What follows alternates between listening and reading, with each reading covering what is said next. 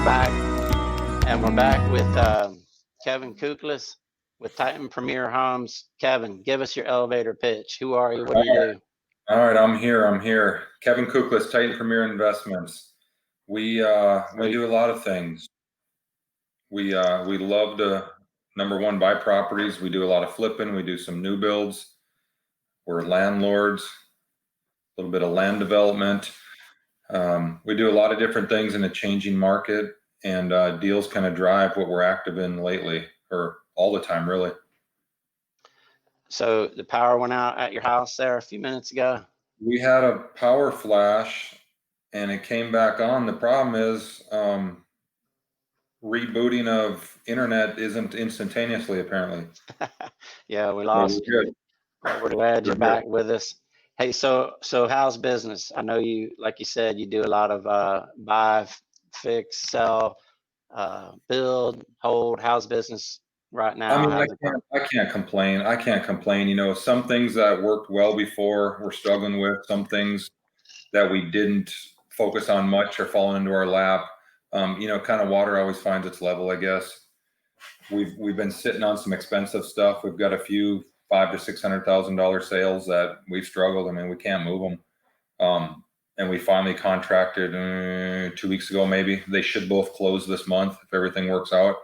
But a lot of these have been for sale since April. You know, it's bankers in their room love when we hold stuff. I don't when I'm holding expensive stuff for 6 months or whatever the math is. It's not fun, but no, I get nervous after 10 days or so. You know, cheaper, decent products always move. You know, I don't know what to expect, because the next time, you know, the next time you list something you think doesn't move, it moves, and the thing you think's a slam dunk, you know, is stale. So it's hard to know. Yeah, we had a mobile home on 3 acres that sold, I think, in 20 minutes, and I said, I want more of these. More of these. Find me some more. Well, what's funny is one of these, we did a new build and we were at, I forget, mid-5s on it. We just accepted a cash offer for somewhere in the 530s. And, you know, it's a 6-month-old listing. But if this guy would have been ready to buy 5 or 6 months ago, it would have been the same deal. It would have been a 2-day deal and it would have sold. So it is about timing. And, you know, that buyer didn't care if it was an old listing, new listing, you know, aging. They didn't care. It was the product, and it was a good product, and they wanted it. And so, you know, we're glad they showed up. But, you know, some expensive stuff we've had has just been sitting too long. So what, besides moving those things, what do you got right now going on? We've got 3 or 4 other rehabs going on, run of the mill. We've got a awesome double wide on some acreage. We've got brick on slabs we're doing. We're chopping some land up right now. We've sold a couple lots in the development we did. It's kind of a lot of just different things. We've really, you know, I don't hate to use the word diversify, but, you know, it's not just 322 brick on slab in town that we've been doing lately. And we've had to kind of, you know, wherever the deal is, we're going. So some of this stuff is, a lot of it's county, a lot of it's, you know, out of town. When I say out of town, just, you know, you got to get in your car and go a few minutes. You know, those deals next to campus that are just sitting there waiting to buy for 50 cents on the dollar aren't showing up right now. I don't know what happened. So we got somebody on Facebook is asking how you keep your rehab budget down. I don't know if that's COVID specific or just in general, but what do you think? Well, good luck, number one. Okay.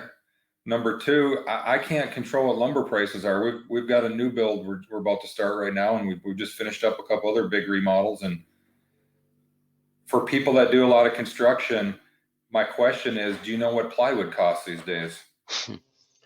Yeah. We just bought a stack the other day for $23 a sheet. I was spending $7.99 earlier this summer. I mean, $8 a sheet, and it's tripled. You know, we bought studs the other day at $7.49 for 2x4s. I mean, they're $2 or $3, you know, not very long ago. So that's the one thing that's been hard to control. You know, it's hard enough to, you know, I've got a couple kids I'm trying to manage. Good luck managing contractors. You know, it's the same deal. But then when you can't control materials prices right now, it's kind of crazy, really. Plywood's the toilet paper of. Shoot, apparently, you know, everybody, yeah. 5 months ago, we're stocking up on toilet paper at HEB, and now everybody's slicking plywood and 2x4s. Yeah. So how about the sellers? So are people calling you right now? I mean, I would say number one, we're not doing a ton of marketing. Stuff's trickling in. We're buying stuff from a few wholesalers. We're buying stuff from a few agents. You know, a lot of things we've had in the pipeline are finally hidden. But sellers have been a little, I wouldn't say their hair's on fire. Some people want to get stuff gone, and a lot of people, I feel like, are just holding tight. Yeah. So are you stockpiling anything? Say that again. Are you stockpiling? Are you buying a bunch of stuff, you know, to beat the rush? I'll never stop buying when the deal makes sense. You know, we've probably closed on 6 to 8 deals since June. So, I mean, not a ton, but, you know, some good action. I'll always stockpile if the deal's good, but I don't feel like, you know, I've kind of got a saying I've used a lot in the past. It goes something like this. You know, I can sit on the couch and break even. That doesn't take a lot of skills, right? But when you buy something and fund it and close it and permit it and build it and sell it and then actually close it, you know, to break even, that's a kind of a lot of work. So I think we're probably being sharper on our numbers right now and just being sure, because like I said, I can sit on the couch, I can sit at the pool and do nothing to break even. That's not hard, but it's not fun when, I mean, we'll have 2 or 3 projects that'll sell this year that make $1, lose $1, break even, you know, flip a coin, and, you know, it's water under the bridge at this point, but, you know, it's not fun. We're a for-profit business, and, you know, it's not fun to only break even. So what's long time? When you say it's sitting on the market, what's long time to you? I'm kind of a 30 days and under guy. At 60 days, to me, that's getting old. But our longest listing is, like I said, probably April. So to me, that's you can't run a business doing that. But it's also hard to predict. And that was kind of at the beginning of all this mess. You know, what sellers were going to do. You know, I'll tell you something. You know, we had this house listed, I don't know, 550, 570, somewhere in there. So it's not a cheap house, but it's fairly expensive for College Station. And we had a buyer that said, "Can you let me know when nobody's been in the house for 3 days? Then we'll come look at it." And this was early on before we knew a lot of facts. But we were getting a show today, and it was like, no, you know, I hope we never don't, you know, have people not in the house, but they were spooked at the time early on, and they wanted nobody in the house for a certain period of time.